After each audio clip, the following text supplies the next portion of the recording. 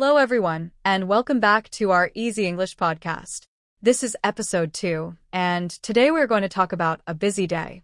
Hi, everyone. I am happy you are listening again. Today, we will use simple English that you can use every day. Yes, because beginner English should be useful.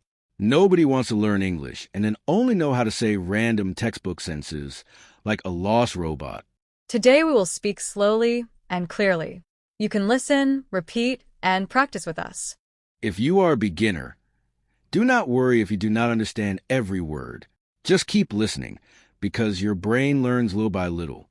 So, let me ask you a simple question. What time did you wake up today? I woke up at 7 o'clock this morning. I wanted to sleep more, but my alarm was very loud. That sounds like a normal morning. My alarm was loud too, but I still stayed in bed for 5 more minutes. 5 more minutes can become 30 minutes very fast. That is how the morning tricks us. After I woke up, I brushed my teeth and washed my face. Then I changed my clothes and went to the kitchen. I did almost the same thing. I brushed my teeth, fixed my hair, and looked in the mirror like I was preparing for a serious life battle. Morning routines are very important for English learners. You can practice by saying what you do every morning. For example, you can say, I wake up at 7. You can also say, I brush my teeth in the morning. Another good sentence is, I wash my face with cold water. Cold water can help you feel more awake. I ate eggs and bread for breakfast. I also drank water because I was trying to make one healthy choice before ruining it later. That sounds simple and nice. Did you feel full after eating? Not really, because cereal never key that happens to me too.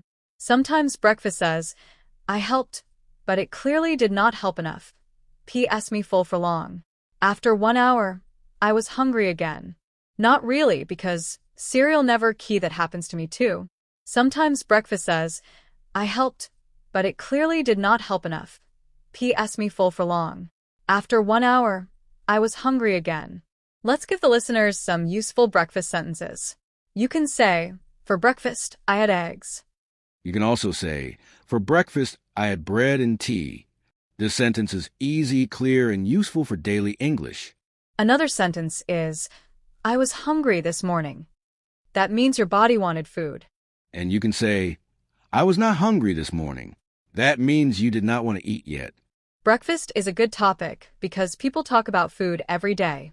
You can practice English by talking about what you eat. Yes, food conversations are simple and natural. Nobody needs fancy English just to say they ate eggs. Thankfully. After breakfast, what did you do? Did you stay home or go outside? I went outside because I had to go to school. My dad drove me there in the car. I went to school by bus today. The bus was full, and there were many people. Was it noisy on the bus? Sometimes buses are calm for 3 seconds, and then real life attacks. Yes, it was noisy, but I listened to music. I looked out the window and tried to relax. That is a good way to pass the time. I usually look at my phone, but sometimes I just think. For transportation, we can use simple sentences. You can say, I go to school by car. You can also say, I go to school by bus. If you walk, you can say, I walk to school. Another useful sentence is, my mom drives me to school. You can also say, my dad drives me to school. These sentences are very useful for beginners. You can change the words and make your own sentence. When I arrived at school, I saw my friend near the door. We said hello and walked to class together. That sounds nice because school feels better when you have a friend. Walking alone is fine, but walking with a friend feels easier. My first class was English. We learned new words and practiced speaking. My first class was math. I tried to understand everything, but math was acting like it had personal problems. Math can be difficult, but practice helps. What did you learn in math class? We learned about equations. I understood some parts, but other parts were confusing. A good sentence is, math is difficult for me. Beginners can use this sentence with any subject. You can say, science is easy for me. You can also say, English is important for me. Another helpful sentence is, I need more practice. That sentence is honest and useful. Yes, because learning takes time. You do not need to be perfect right away. During class, did you ask any questions? Asking questions is important when you do not understand. Yes, I asked my teacher one question. I said, "Can you explain that again, please?" You can also say, I do not understand. That sentence is short, but very important. Another useful sentence is, can you say it slowly, please? This helps when someone speaks too fast. Some people speak very fast, like they are racing the English language. So asking them to slow down is totally okay. If you're learning English, do not feel shy about asking for help. Good communication is more important than pretending to understand. Pretending to understand can make things worse. You smile, nod, and then you have no idea what just happened. At lunchtime, I was very hungry.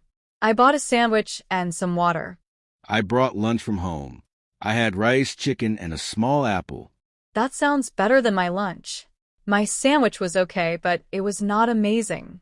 Sometimes lunch is just food, not happiness. We eat it because our body keeps making demands. Who did you sit with at lunch? I sat with two friends from my class. I sat with my friend near the window. We talked about school, games, and our plans after class. Lunch conversations are great for practicing English. You can ask, what are you eating? You can also ask, "Do you like your lunch?" That is simple and friendly. Another good question is, what did you bring today? This is common at school. You can answer, "I brought rice and chicken." Or you can say, "I bought a sandwich." After school, what did you do? Did you go straight home? No, I went to the store with my mom. We needed to buy food for dinner. What did you buy at the store? Grocery shopping is a useful English topic. We bought bread, milk, eggs, rice, and vegetables. We also bought apples because my mom wanted something healthy. That sounds like a normal shopping trip. Did you help carry the bags? Yes, I carried 2 bags. They were heavy, but I wanted to help. At the store, you can say, how much is this? That means you want to know the. You can also say, "Where is the milk?" That means you are asking where something is. Another useful sentence is, I need to buy bread. You can change bread to anything you need. For example, "I need to buy rice," or "I need to buy fruit." When I came home, I put my bag in my room. Then I wash my hands before eating. I also wash my hands when I come home. It is a good habit, and apparently germs are not invited to dinner. After that, I rested for a little bit. I sat on the couch and checked my phone. I rested too, but only for 10 minutes. Then my mom asked me to help in the kitchen. What did you help with? Did you cook something? I helped cut vegetables and set the table. I did not cook the whole meal because nobody wanted a kitchen disaster. That is still helpful. Setting the table is an easy way to help your family. A useful sentence is, "I helped my mom in the kitchen." Another sentence is, "I set the table for dinner." That is nice because dinner is a good time to talk. You can learn about everyone's day. A useful question is, how was your day?